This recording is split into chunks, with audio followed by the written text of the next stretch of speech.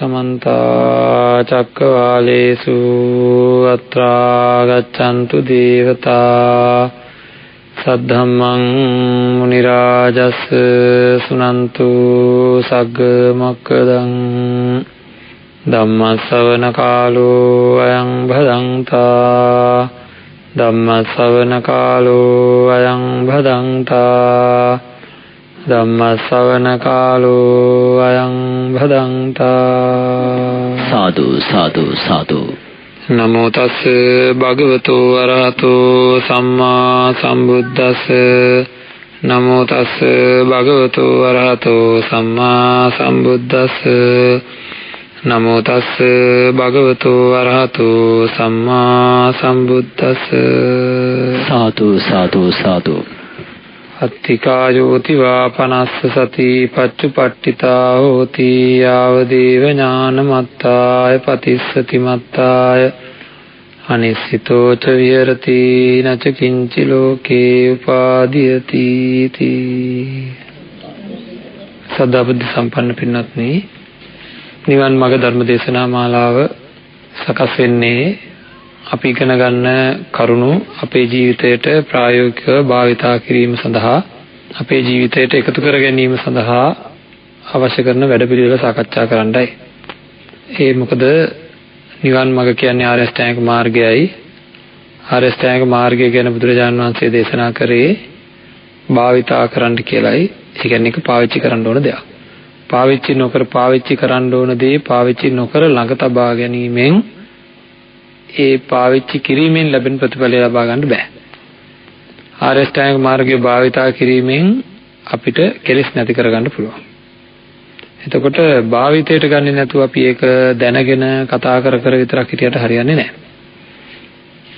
ආර්ය අෂ්ටාංගික මාර්ගය භාවිතා කරන්නේ ඒ ආර්ය අෂ්ටාංගික මාර්ගය ගැන මුලින්ම සඳහන් කරලා තියෙන තැන්වල තියෙන්නේ කොහොමද?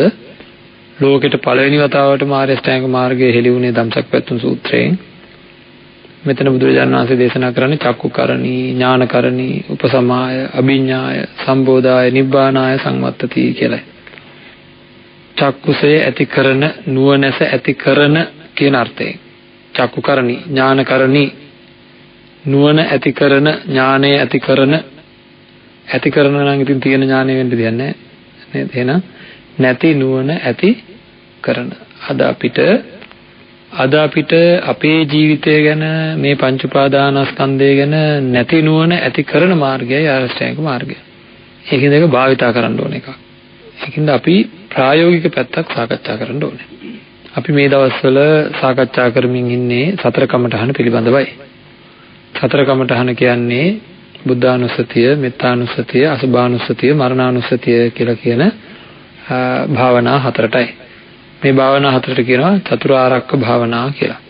කොහෙද ආරක්ෂා කරන්නේ? සිතයි ආරක්ෂා කරන්නේ. සිත ආරක්ෂා කරන භාවනා හතරක්. මේ හතර හරියට වර්ධනය කරොත් කෙනෙකුට තමන් කරගෙන යන භාවනාවකින් ඔය හතරෙන් එකකින් හෝ වෙනත් භාවනාවකින් පහසුවෙන්ම ප්‍රථම ධානය ආදී මට්ටමකටපත් වෙන්න පුළුවන්. ලොකු චිත්ත සමාධියකට එන්න පුළුවන්. ඇයි? වැඩියෙන්ම මේ සමාජයේ ඉන්නකොට හිත විසිරෙන්නේ ඔන්න ඔය භාවනා හතරෙන් ලැබෙන ප්‍රයෝජනේ අපි ලබා ගන්න නැති හින්දා. බලන්න අසුභානුස්සතිය අවශ්‍ය වෙන්නේ රාග ආදී කෙලෙස් ධර්ම මේ ශරීර සුභ වශයෙන් දැකලා ශරීර පිටිපස්සේ අපි දුවනවා. එතකොට කෙනෙක් කියයි වයසක අයට එහෙනම් ඒක නෑනේ කියලා. නෑ තියෙනවා. නේද? වයසට ගියත් තමන්ගේ දරුවෝ තරමන්ගේ මුණුපුරෝ ශරීර මනුස්ස ශරීර සුභ වශයෙන් ගැනීම. ඒවා හොඳයි, සුවයි, සුන්දරයි, මధుරයි, ප්‍රියයි කියලා ගන්නෙ ඒවා ගැන අපේ මනසට වැටහෙන්නේ නැති හින්දා. ඊළඟට ඒ කියන්නේ මේ ඉන්න ශරීර ගැන ඇති වෙන තද බල පැදීම. ඊළඟට තරහ යන එක. නේද? වැඩියෙන්ම පීඩාවෙන් ඉන්නේ තරහ යන එකෙන්ද නැද්ද? නේද? හැමෝම කියන්නේ මොකද්ද? අපේ මට මේ තරහ යන එකනේ අප්පා හොඳ නැත්තේ. නේද? තරහ යන එකනේ. ඔක්කොමලා එකම ප්‍රශ්නකින් ඉන්නවා තරහ යනවා කියලා. ඉතින් ඇයි එහෙම ඉන්නේ? නේද? ඒක කීකේ නෑ මම තරහ ගන්න නැතුව ඉන්නවා කියලා දත්මිටි කෑවට විතර තරහ නැති වෙන්නේ නෑ. එහෙනම් තරහ නැති කරගන්න ක්‍රමයක් දේශනා කළා තියෙන එක භාවිතා කරන්න ඕනේ. තරහ කියන්නේ අසනීපයක් නම් ඒකට අදාළ බෙහෙත් ටික බොන්න ඕනේ. නේද? භාවිතා කරන්නේ නැතුව තරහ නැති වෙන්නේ නෑ. ඉතින් ඒ වගේ බුදුරජාන් වහන්සේ දේශනා කරපු ධර්මයට අනුව අපිට මේ ලෝකය හැමදාම තියාගන්න පුළුවන් කෙනෙක්ගේ වෙනස් වීමක්, දේක වෙනස් වීමක් දැක්කම හරියට පීඩාවටපත් වෙන අපේ හිත. ආන්ගේ රෝගයට බෙහෙත තමයි මරණ සතිය. මරණ සතිය තියෙනවා නම් ඊළඟට ශ්‍රද්ධාව මදිකම හින්දා අපි මේ ධර්මයේ පිළිටන්නේ නැහැ. ඒකට තියෙන බෙහෙත තමයි මූලික වශයෙන් බුද්ධානුස්සතිය. එතකොට ඒ වගේ භාවනාවන් වර්ධනය කරනකොට ඒ අදාළ අපේ හිතට කෙලෙස් ඇතුල් වීම සඳහා තියෙන ඉඩකඩ ගොඩාක් අඩු වෙලා යනවා. ගොඩාක් අඩු වෙලා යනවා. එතකොට අපේ හිතට කෙලෙස් උපදින්නේ නැති වෙලා යනවා. ඒ ඇතුල් වෙන්නේ නැති වෙලා යනවා. ඉතින් හිත පිරිසිදුව තියාගන්න පුළුවන්. ඒකට කියනවා චිත්ත විසුද්ධිය කියලා. මෙන්න මේ හතර කෙකින් මම ඒකයි හතර මතක් කරේ. ඒකෙන් අපි සාකච්ඡා කරමින් ඉන්නේ අසුභ භාවනාව ගැනයි. අසුභ භාවනාව සිද්ධ කරන කෙනෙකුට මානසික සිද්ධ වෙන වෙනස. මානසික සිද්ධ වෙන වෙනස පිළිබඳව යම් විස්තරයක් යම් කොටසක් අපි ඊයේ දවසේ ධර්ම දේශනාවේදී සාකච්ඡා කරා. දැන් අද අපි සාකච්ඡා කරන්න යන්නේ කොහොමද අපිට දැන් තියෙන අසුභ භාවනාව කරනකොට තියෙන බොහෝ ගැටලු කිහිපයක් තියෙනවා. කෙනෙක්ගේ ගැටලු හින්දා මේක අතහැරලා දාන ගතියක් තියෙනවා. විශේෂයෙන් තරුණ අයට කරන්න දෙන්නේ නැහැ. වයසකට ඕනේ නැහැ කියලා කියනවා. ඊළඟට දැන් කෙස්ලොම් නියදත් ආදී පිළිකුල් වශයෙන් මෙනෙහි කරපුවාම දැන් තියෙනකොට දැන් ඉතින් අපි මේ ශරීරයක් දකින්නකොට බොහොම හොඳයි නේද? නමුත් ශරීරයක් දකින්නකොටම කෙල මතක් වෙනවා නම්, සෙම මතක් වෙනවා නම්, සොටු මතක් වෙනවා නම්, වමනේ මතක් වෙනවා නම් ඒක හරි අපහසු වෙන ජීවත් වෙන්න.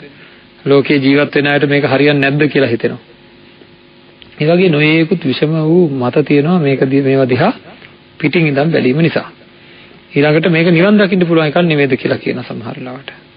ඊළඟට සමහර අය මෙහෙමත් කියනවා. කේසා ලෝමා නකා දන්තා තචෝ මන්සං නහාරු අට්ටි මිජ්ජං වාදී වශයෙන් තියෙන්නේ සම්මත කරගත්ත දේවල්. කෙස් කියන්නේ සම්මත කරගත්ත දෙයක්. ලොම් කියන්නේ සම්මත කරගත්ත දෙයක්. නිය කියන්නේ සම්මත කරගත්ත ඒවා. ඇත්තටම ඒවා පරමාර්ථද? නෑ. නේද? පරමාර්ථ නම් වැටෙන්නේ චිත්ත චෛතසික රූප නිබ්බාන කියන හතරටයි. එහෙනම් ඒවා පරමාර්ථ ධර්ම නෙවෙයි සම්මත කරගත්ත ඒවා. සම්මතය හරියන්නේ නැහැ. සම්මතය මෙනෙහි කරන්න ගියාම සම්මතය වැඩෙනවා. එහෙනම් මේ භාවනාව හරියන්නේ නැහැ. මෛත්‍රී භාවනාවටත් එහෙම කියනවා. ඉතින් ඒ වගේ මේ පිටින් බලලා ඒකේ අවසාන ප්‍රතිඵල දිහා බලන්නේ නැතුව අපි බොහෝ විෂම දේවල් තියෙනවා. ඉතින් ඒව ගැන අපි ඉස්සෙල්ලාම සාකච්ඡා කරමු. පළවෙනි එක තමයි ඇලීම් අයින්. දැන් අපි සාමාන්‍ය ජීවිතේ ඉන්නකොට මනුස්ස ශරීර දැක ඇලීම් තියෙනවා නේද? නැවත දැකීමේ අපේක්ෂාවෙන් ඉන්න ස්වභාවය තියනවද නැද්ද? නේද?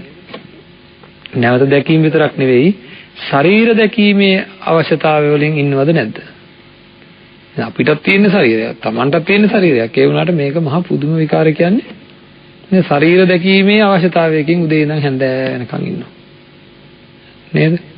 ඒකින්ද තමයි දැන් බලන්න රූප වාහිනී වල තියෙන එක සංදර්ශන, එක නාට්‍ය, එක දේවල් වල ලස්සන අය ලස්සන තැන් වල ලස්සනට ඇඳගෙන ලස්සනට නට ලස්සනට කතා කර නේද? ඒවා දකින්න හරි කැමති. මොකද නේද? අහවල් කෙනා ලස්සනයි කියලා. ඉතින් ඒවා දැකීමේ කුතුහලයකින්, ඒවා දැකීමේ අවශ්‍යතාවයකින් නිබඳව පෙළෙනවා. මිනිසෙක් විදිහට ඉපදිච්ච අපි මනුස්ස ශරීර දැකීමේ අවශ්‍යතාවයකින් ඉන්නවා. ඉතින් ඒකෙන් නිබඳව අවිවේකයි. හැම වෙලෙම ඒ විතරක් නෙවෙයි. සමහර ශරීර උපාදාන වෙලා අපිට. ඒ උපාදාන වෙච්ච ශරීර නොදකම ඉන්න බැරි තත්ත්වයකටපත් වෙලා. නේද? එතකොට මේ තත්ත්වයන් යටතේ හැම වෙලෙම සමහර ශරීර හැම වෙලෙම දකින්න ඕනේ, සමහර ඒවා පොදු වශයෙන් දකින්න ඕනේ. එතකොට කොහොමද දැකීමේ ආසාවකින් පෙළෙමින් ඉඳලා දන්න දවස් ඉඳන් එහෙම ඉඳලා ජීවත් වෙලා මැරෙන්නේ කොහොමද? මරණාසන්න වෙලාවෙත් තව චුට්ටක් හරි බලා ගන්න තියෙනවා නම් කියලා තමයි ඉන්නේ. කියනවත් එක්කනේ. අනේ මගේ ලොකු දුවට එන්න කියන තව එක සැරයක් බලලා ඇද්දේ පියාගන්න. තණ්හාවෙන්ම ඉපදිලා තණ්හාවෙන්ම ජීවත් වෙලා අතෘප්ති කරවම ඉපදිලා අතෘප්ති කරවම ජීවත් වෙලා අතෘප්ති කරවම මැරලා යනවා. ඉතින් ඒකින්ද නැවත මේ භවයන් නොයේකුත් භවයන් සකස් වෙනවා. පිළිගන්නවද?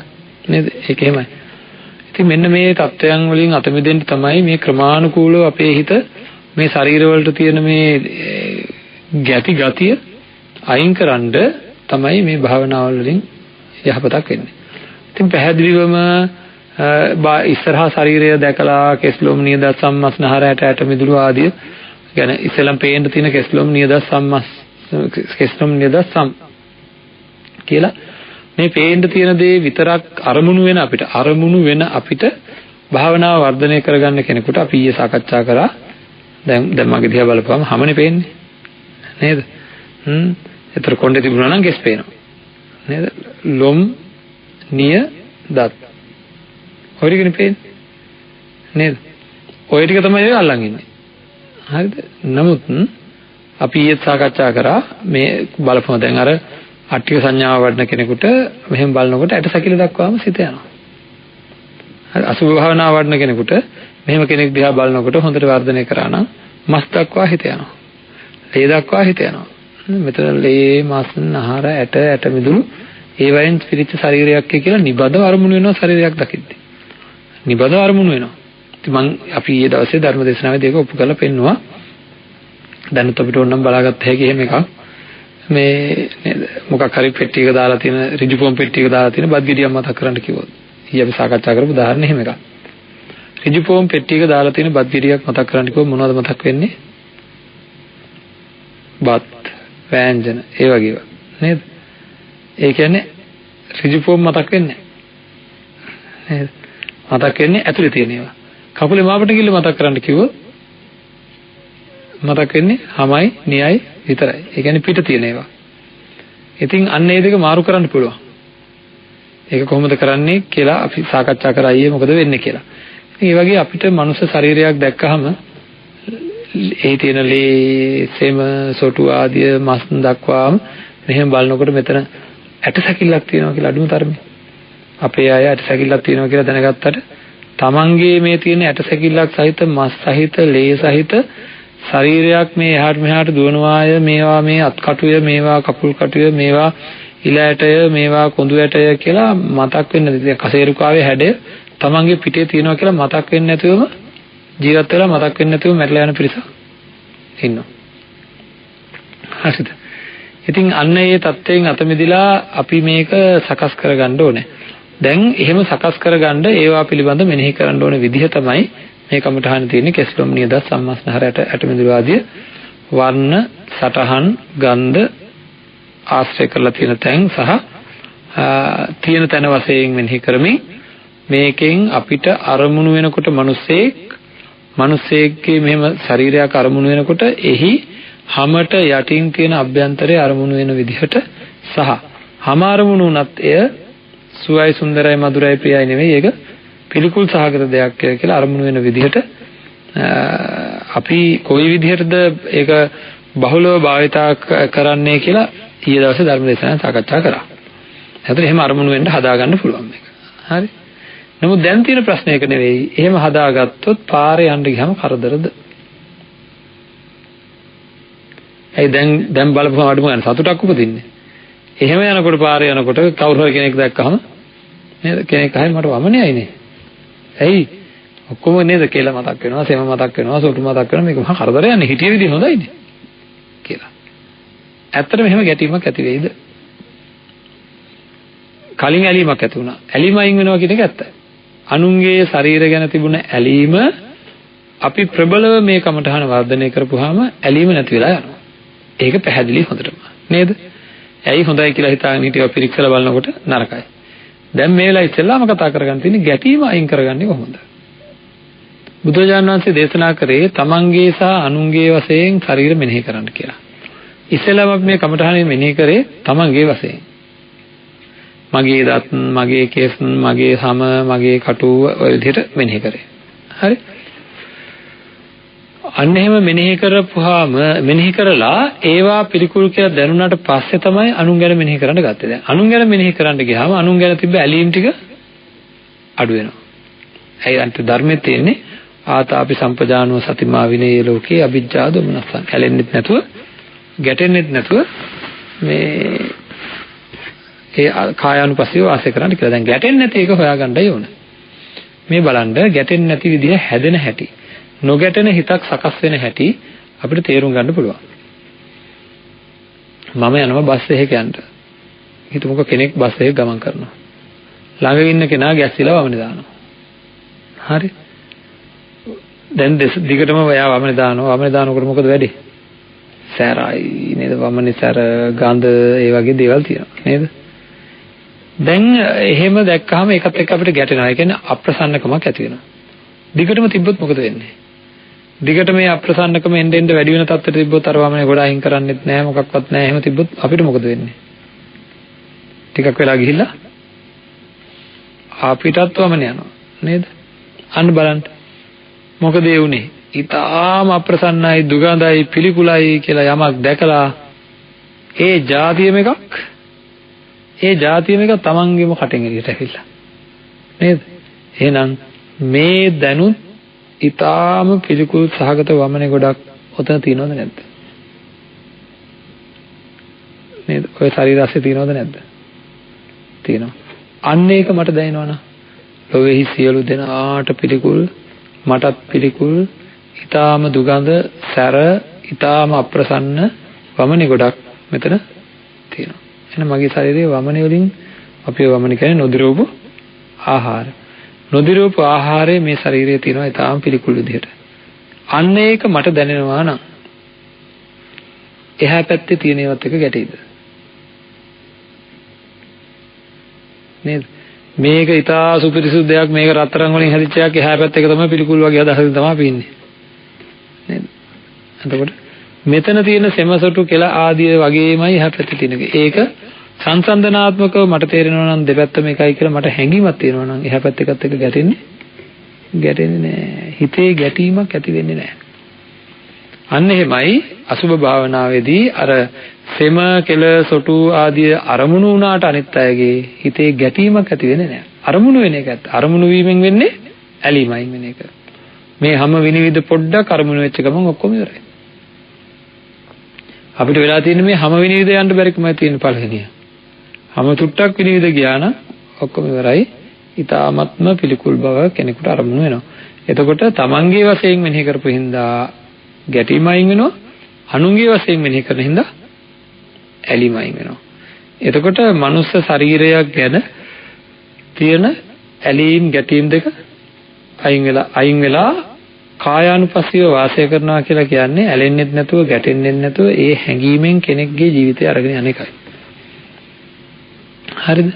ඇයි අපි මේක කරන්නේ? මේකෙන් අපිට ලැබෙන ප්‍රයෝජන බලන්න. කෙස්ලොම් නියදත් සම්මස්නහර ඇට මිදුළු වශයෙන් මම මගේ ශරීරය සම්පූර්ණයෙන් මෙනෙහි කරා.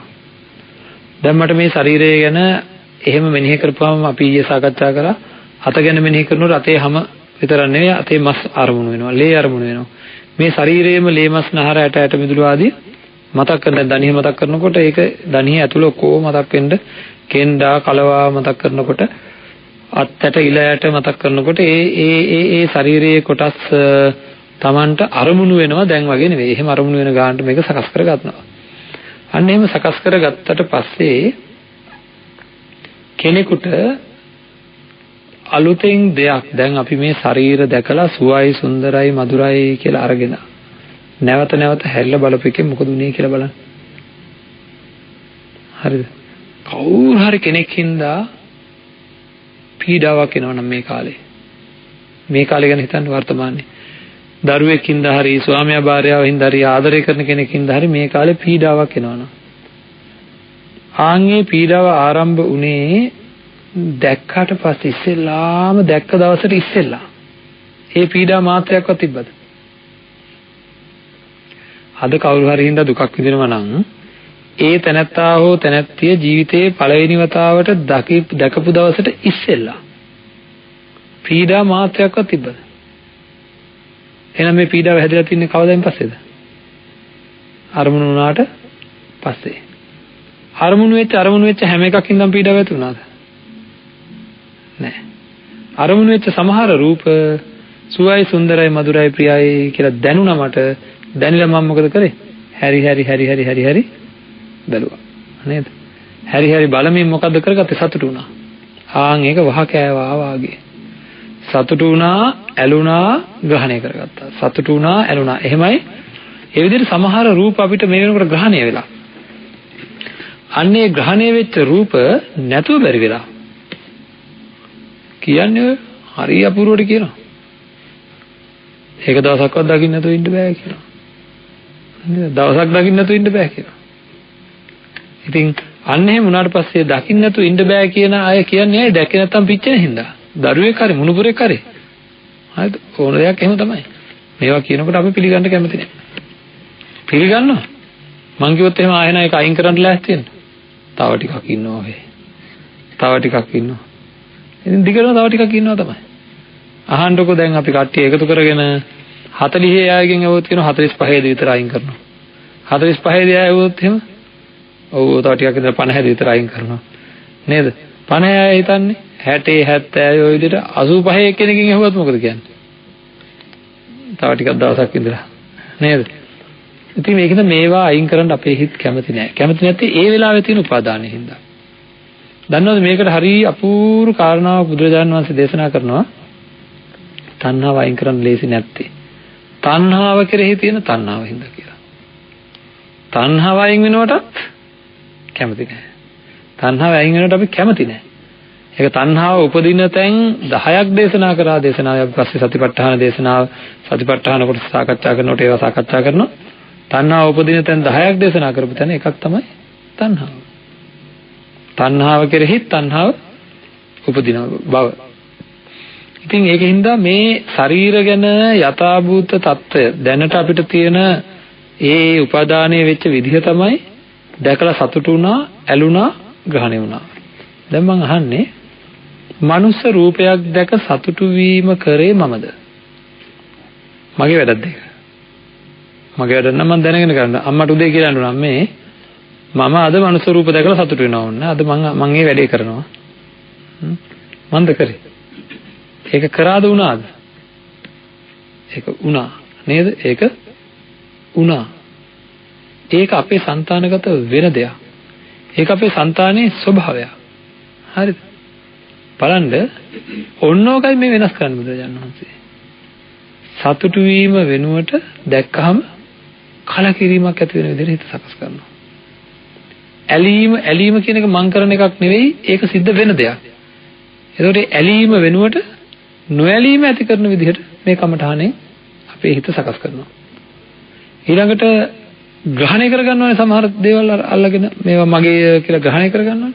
ආන්ගේ ග්‍රහණය වීම වෙනුවට අතහැරීම සිද්ධ වෙන විදිහට බුදුරජාණන් වහන්සේ මේවා අපිට අපේ හිත සකස් කරනවා. අපේ හිත වෙනස් කරන වැඩපිළිවෙලක් තමයි සතිපට්ඨාන දේශනාවේ මේ කමඨහන් වල තියෙන්නේ. ඒ කියන්නේ අපිට මේක වෙනස් කරගන්න අවස්ථාව තියෙන්නේ මේ වගේ බුදු කෙනෙක් පහළ වෙච්ච කාලෙක විතරයි. නැත්තම් අපි හැමදාම දන්නේවත් නැහැ මෙහෙම එකක් වෙනස් කරන්න පුළුවන්ද කියලා.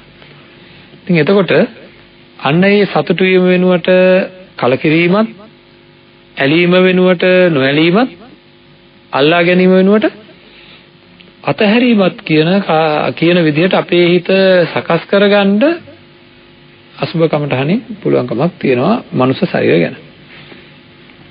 එතකොට අර උපාදාන වීම වෙනවද? නෑ. කාරණා දෙකක් විතර සිද්ධ වෙනවා. එකක් තමයි අලුතෙන් කිසිම ශරීරයක් උපාදාන වෙන්නේ නෑ. උපාදාන වෙන්න අලුතෙන් කිසිම ශරීරයක් උපාදාන වෙන්නේ නෑ. ඒ කමඨහන ඒක හරියට වර්ධනය වෙලා තියෙනවා නම් කියපු ආකාරයට. ඇයි මනුෂ්‍ය ශරීරයක් දකිනකොට ඇලීම් ගැටීම් ඇති වෙන්න පුරුදු පුහුණු කරලා තියෙනවා නම් අලුතෙන් කිසිම ශරීරයක් ගැන උපාදානයක් සිද්ධ වෙන්නේ නැහැ. ඒතකොට ඉතින් වයසට ගිහිල්ලා හිටියත් බය වෙන්න දෙයක් නැහැ. මොනුපුරෙක් ඉපදුනා කියවට ගිහින් දකිනකොට මස් ගුලියක්, ලේ ගුලියක් කියලා හොඳට සංඥා එනවා. හරිද? එතකොට අසුබ සංඥාව කියන්නේ ඒක අසුබ සංඥාවක්. ඒ කියන්නේ මේක නේද? මේක අල්ලගන්න මේක දැඩිව ග්‍රහණය කරගන්න දෙයක් නෙවෙයි කියලා දැනගන්න හින්දා.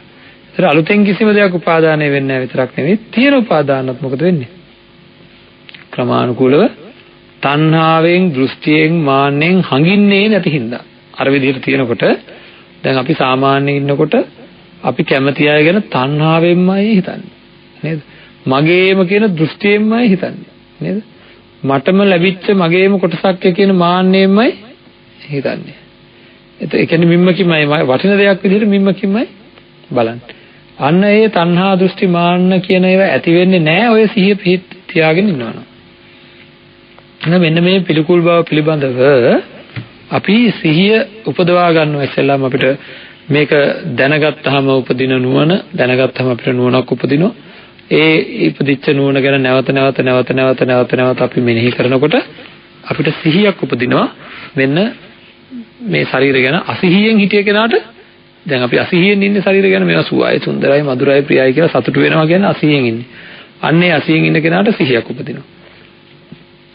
ඒ මෙනෙහි කිරීම හින්දා යම්කිසි සිහියක් උපදිනවා නම් මෙනෙහි කිරීම නැති වුණොත් ඒ සිහිය නැති වෙනවා. මේක දැනගන්න යෝගියා මොකද කරන්නේ? එක දිගට මෙනෙහි කිරීම පවත් ගන්නවා. හරිද? එක දිගට මෙනෙහි කරනකොට යාගේ වැඩේ මේක උදේ හවස මෙනෙහි කරනවා. මෙනෙහි කරනකොට මොකද වෙන්නේ? සිහිය එක දිගට පවත් ගන්න පුළුවන්. හරිද? ආන්ගේ සිහිය පවත්වගෙන වාසය කිරීමෙන් මොකද වෙන්නේ? තියෙන උපාදාන ටික අඩු වෙලා නැති වෙනවා. නැති උපාදාන නැති වෙන එක සිද්ධ වෙන්නේ නැහැ. ඔය තියෙන උපාදාන නැති වෙනවා කියන එක ගැන අපිට ගැඹුරු හැඟීමක් එන්න ඕනේ. මම කියවනේ මේ ධර්ම දේශනා මාලාව ශාස්ත්‍රීය නෙවෙයි ප්‍රායෝගිකව කියලා. නේද? අපි පොඩ්ඩක් ඕක ගැන පොඩ්ඩක් සාකච්ඡා කරලා ඉමු. දැනට අවුරුදු ගානකට ඉස්සෙල්ලා ගොඩාක් බැඳීම් තිබ්බ කෙනෙක්ව පොඩ්ඩක් මතක් කරන්න. දැන් බැඳීමක් නැති කලින් බැඳීමක් තිබ්බ කෙනෙක් ගැන අපි ඔන්න පොඩ්ඩක් මතක් කරගන්නවා.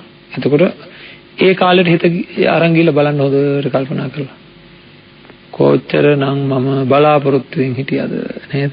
දැකීමේ ආසාවෙන් හිටියද? නොදැක්කොත් ඇඬෙන ගානට හිටියද නේද? එහෙම හිටියා මතකයි නේද? එහෙම සමහර කාලවල ඉඳලා තවත් සමහර කාලවල වලදී මොකද වෙන්නේ? ඒ තැනත්තාවම හෝ තැනැත්තියෝ දැක්කහම මගහැරලා යන ගානට එනවද නැද්ද? නේද? දැක්කහම මගහැරලා යන ගානට එනවා. කිසිම ගානක් නැහැ. නේද? කොහොමද එහෙම වෙන්නේ? මේ බලන්න අපි මෙහෙමත් කියමුකෝ තේරුම් ගන්න. පාසල් යන කාලේ ඊටාම ළඟින් බැඳීමකින් හිටිය යාළුවෙක් හිටියා කියලා හිතන්නකෝ. දැන් මේ යාළුවට කවුරු හරි බැන්නොත් අපි බයිනවා. නැත්නම් අපිට හරි දුකයි. ගැහුවොත් ඒත් එහෙමයි. මැරුණොත් සතියක් විතර කණ්ඩත් බැරි වෙනවා. දැන් අවුරුදු 30ක් 40ක් ආශ්‍රය කරන්නේ නැතුව ඉඳලා. හරි? 30ක් 40ක් ආශ්‍රය කරන්නේ නැතුව ඉඳලා. දැන් පත්තරයක දකින්න මැරිලා ඉන්නවා කියලා. මැරිලා කියලා. දැන් මොකද වෙන්නේ? කාන්නෙත් නෑ, නිින්ද යන්නෙත් නෑ, එහෙමද? නෑ ගානක්වත් නෑ. දැන් කියනවා කාට හරි මෙයා ඉතින් මගේ ළඟින්ම හිටිය කෙනෙක්. නමුත් දැන් මට දුකක් නෑ. නේද? ඒකෙන් මම නිදහස් වෙලාද නැද්ද? කොහොමද නිදහස් වෙන්නේ?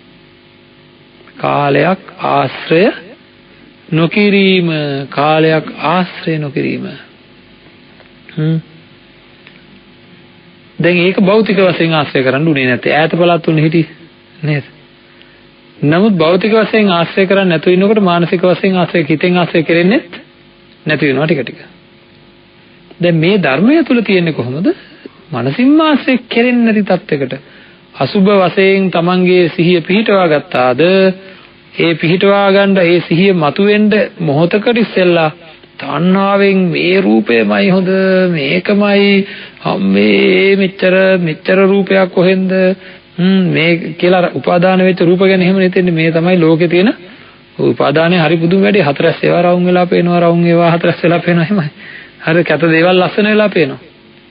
උපාදාන වෙච්ච අය ගැන පොඩ්ඩක් හිතන්න. වැරදි නිවැරදි වෙලා පේනවා. මොන වැරද්ද කරත් උපාදාන වෙලා තියෙන වස්තුන් ගැන කියන්නේ මොකක්ද? හරි නෑ මෙහෙමයි. හැම වෙලේම සාධාරණීකරණය කරනවා නැද්ද? බලන්නකො අම්මලා දරුවෝ ගැන මොකද කියන්නේ? අනිත්‍ය ඒ වැරද්ද කරොත් එහෙම මාරාන්තික වචන කියන අය තමන්ගේ දරුවා ඒ වැරද්ද කරොත් එහෙම ඕවා ඉතින් පොඩි දේවල් නේ. ඒක තමයි වැඩි නේද? ඒ මොකද ඒ විදිහට උපාදාන වෙලා තියෙන දේවල් පිළිබඳව හුඟක් අය සාධාරණීකරණය කරනවා නෙවෙයි කරනවා ඒ තණ්හාව හින්දා. එතකොට එහෙම නැතුව අර විදිහට සිහිය පිහිටුවාගෙන වාසය කරනකොට රාග ආදී කෙලෙස් ධර්මයක්වත් වෙනත් ආකාරයක ශරීරයක් පිළිබඳ තියෙන ඒ තණ්හාව අයින් වෙන හින්දා අර විදිහට Tamanට ඒවා පිළිබඳ තියෙන උපාදානය ක්‍රමානුකූලව පැදීම ක්‍රමානුකූලව අයින් වෙන්න පටන් ගන්නවා. ඒ බැඳීම ක්‍රමානුකූලව අයින් වෙන්න පටන් ඒ කාලයක් එහෙම ඉන්නකොට අන්න අර පරණ තිබ්බ ගන්නට එනවා. හරිද? කාට හරි දැන් රිදෙනවා නම් බලන්න ඕනේ කියලා. දකින්න නැතුව ඉන්න බෑ කියලා දැන් අපිට උදේ පාන්දර රිදෙනවා නම් අපි හුඟක් වෙලාවට මොකද කරන්නේ?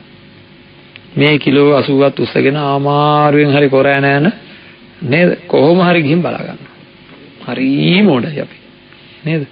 හරිම මොඩයි. මොකද මෙච්චර මොඩ? මතක් වෙන්නේ නැහැ ගිහින් බලලාවට පස්සේ ඔක සංසිඳෙන්නේ නැහැ කියලා. හරිද? එක සැරයක් දැක්කම හරි ඉතින් ඒ මොඩකම කියන එකේ තියෙන ඉහළම தත්ත්වය අය. ඇයි එක සැරයක් දැක්කහම ඒ වෙලාවට සතුටු වෙනවා සතුටු වෙලා ගෙදර ආවට පස්සේ මොකද? ආය ඕනේ. එහෙනම් මේක ස්ථිරව සංසිඳෙන්නේ නෑ. නේද? බලලා ඉවරක් කරන්න බෑ. මේ බලාගෙන ඉඳලා මෙහෙම පොඩ්ඩක් බලන ටිකටත් ආයෙ මේ පැත්ත බලන්න වෙනවා. නැත්තම් අමාරුයි. නේද? ඒකල බලාගෙන ඉන්නත් පුළුවන්ද? ඒත් බෑ ටිකක් වෙලා යන්න එපා වෙනවා. පුදුම ලණුවක් ගිරලා තියෙනවා. කැමති දෙයක් ළඟටම වෙලා ඉනකොට මොකද වෙන්නේ? එපා වෙනවා ටික වෙලාවකට. අයින් වෙනකොටම ආයෙ ඕන වෙනවා. ආයෙ ළඟටම වෙලා හිටියොත් ආයෙ එපා වෙනවා. අයින් වුණොත් ඕන වෙනවා. පිසුදු නැද්ද මං කියන්නේ? නේද? මෙන්න මේ විකාර ගතිත් එක්ක තමයි අපි මේ සංසාරේ යන්නේ. ඒකෝට මේ පිළිකුල් භාවනාව මේ විදිහට අසුභ භාවනාව මේ විදිහට වර්ධනය කරපුවාම මොකද වෙන්නේ? ඔන්න ඔය උපාදාන වෙච්ච ඒ වගේ තියෙන උපාදාන අයින් වෙනකොට එයාව ආයෙ සාමාන්‍ය තත්ත්වයට යනවා. හිටියත් එකයි නැතත් එකයි බලෙන් අයින් කරන්න දෙයක් නැහැ හිතේ. නේද? අයින් වෙලා අන්න එහෙම ඔක්කොම ටික අයින් වුණාම හරියට නිකන් උස්සගෙන හිටිය මොකක් හරි බරක් බිමින් තිබ්බා වගේ හිතට දැනෙන්නේ. අන්න ඒ සුවය අන්න ඒ ලබන අතහැරීමෙන් සියලුම ලෝකයේ තියෙන සියලුම ශරීර ගැන තියෙන දැකීමේ ආසාව, ඇසීමේ ආසාව අතහැරුණොත් යම් මොහතක తాවකාලිකව හරි. ඒක මහා සැපයක්.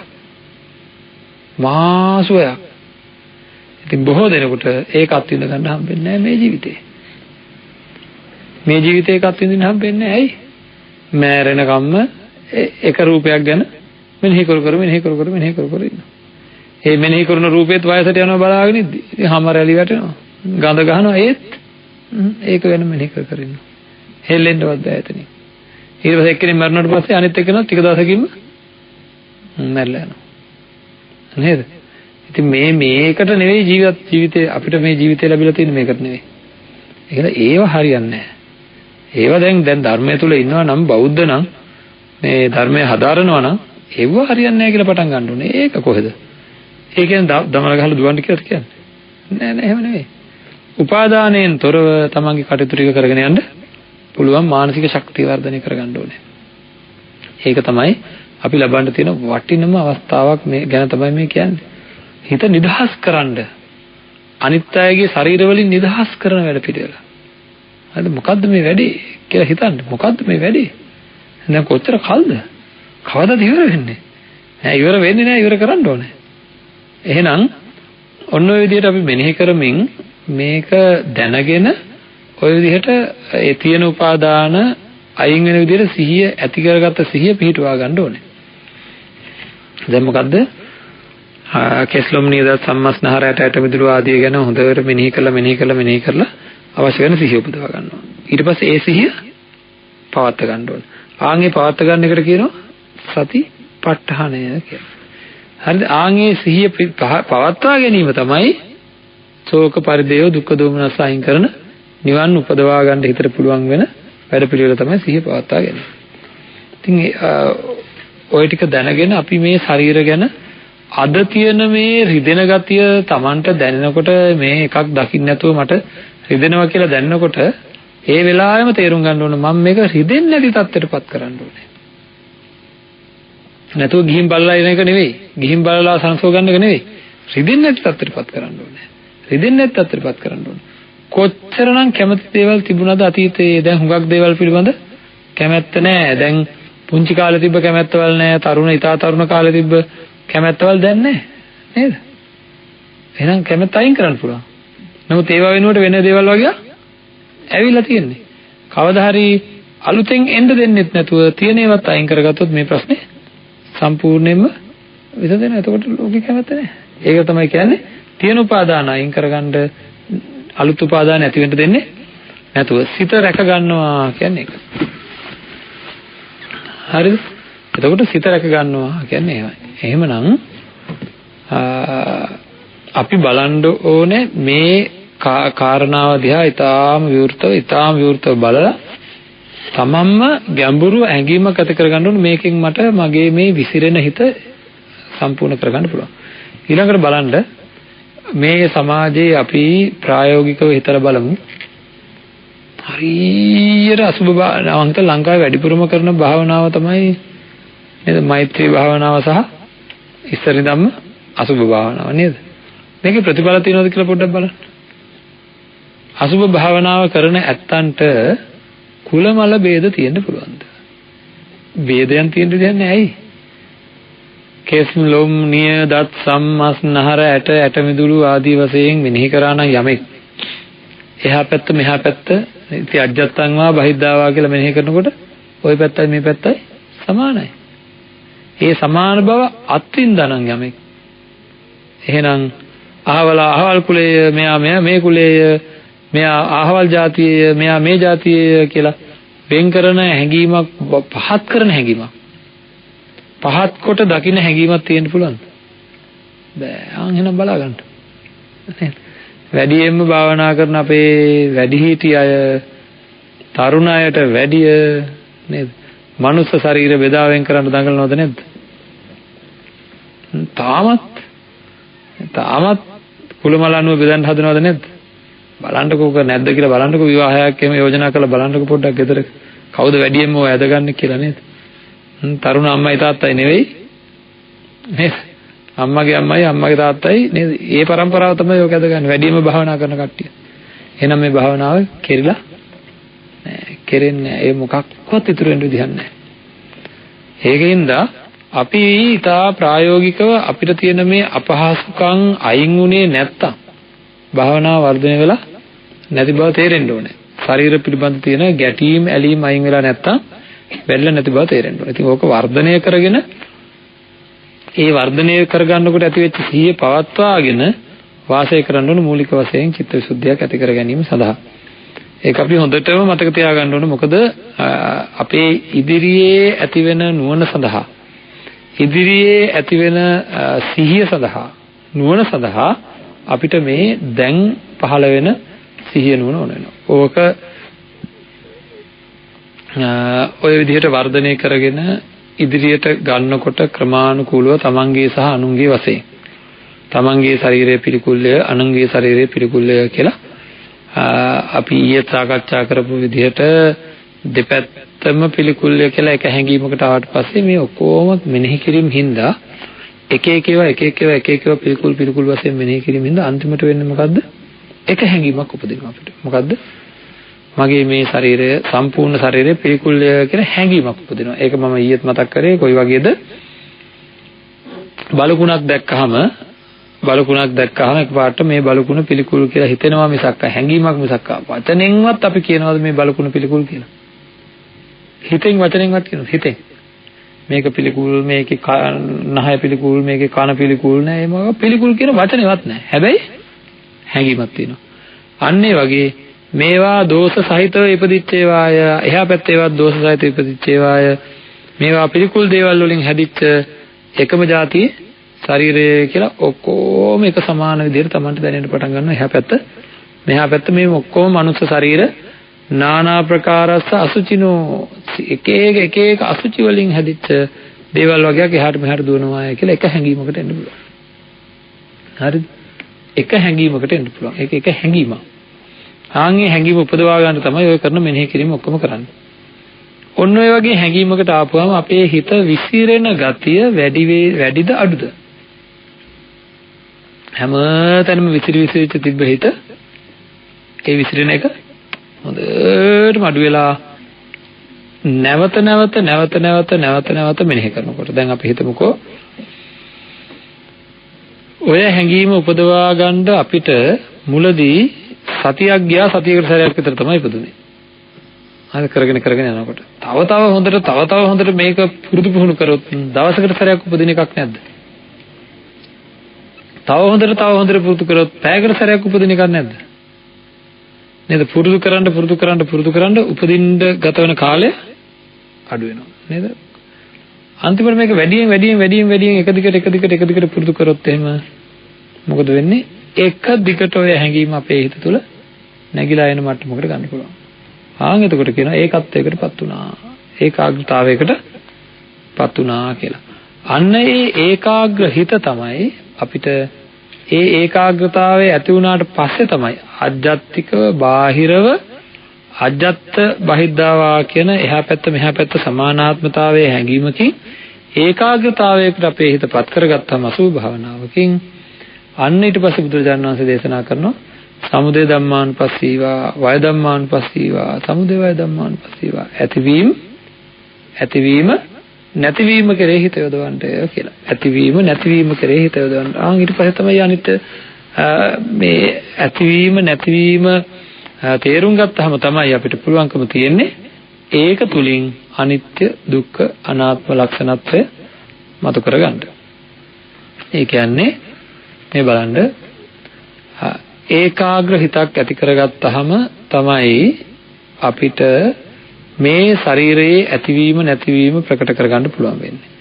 ඇතිවීම නැතිවීම ප්‍රකට කරගත්තාමයි ඒ ඇතිවීම ඇතිවෙච්ච දේ නැති වෙලා නැවත යමක් ඇති වෙනවා නම් ඒ ඇති වෙන්නේ වෙනස් වෙලා. එන්නේ ඒකට කියනවා අනිත්‍ය ස්වභාවය. එතකොට ඒ වෙනස් වෙලා විතරක් නෙවෙයි ඒ වෙනස් වීම මට ඕන හැටියට තියාගන්න මට ඕන හැටියට වෙනස් කරන්න පුළුවන්කම නෑ. මට ඕන හැටියට නෙවෙයි මේ වෙනස් වීම සිද්ධ වෙන්නේ. ඒකට කියනවා ඒකෙන් අපිට ප්‍රකට වෙන්නේ මොකද්ද? අනාත්ම ස්වභාවය. මට ඕන හැටියට වෙනස් වීම සිද්ධ වෙනවා නම් යම් තැනක් රිදෙනවා නම් මට ඒක වෙනස් කරගන්න පුළුවන්කම තියෙන්න ඕන. ඒවා අපි අනාත්ම සංඥාව කතා කරද්දී කරනවා. එතකොට අසුභ භාවනාවකින් ඔය වගේ අනිත්‍ය දුක්ඛ අනාත්ම ලක්ෂණ මොන වගේද? රූප වේදනා සංඥා සංකාර විඥානයන්හි සම්පූර්ණයෙන්ම පංච උපාදානස්කන්ධේ පවා අවශ්‍ය නම් කෙනෙකුට ඒ හිත භාවිතා කරගෙන අනිත්‍ය දුක්ඛ අනාත්ම ලක්ෂණ ප්‍රකට කරගන්න පුළුවන්කමක් තියෙනවා. ඉතින් මේ වෙලාවේදී මෙතනදී කයේ අනිත්‍ය දුක්ඛ අනාත්ම ලක්ෂණ ප්‍රකට කරගන්න ඒ කියන්නේ තමන්ගේ හිතට විනිවිද පේන ආකාරයට විනිවිද දැනෙන ආකාරයට අරමුණු කරලා තේරුම් ගන්න පුළුවන්කමක් තියෙනවා මේ ඒකාග්‍ර හිතකේ. ඉතින් එතෙන්ට යන්න තමයි මේ මූලික දේවල් කෙරෙන්නේ. මොකද බාහිරට හිත විසිරෙන එක අඩු කරන්න. මෙතනදී අසුභ භාවනාව කියනොත් බාහිරට හිත විසිරෙන එක අඩු කරනවා.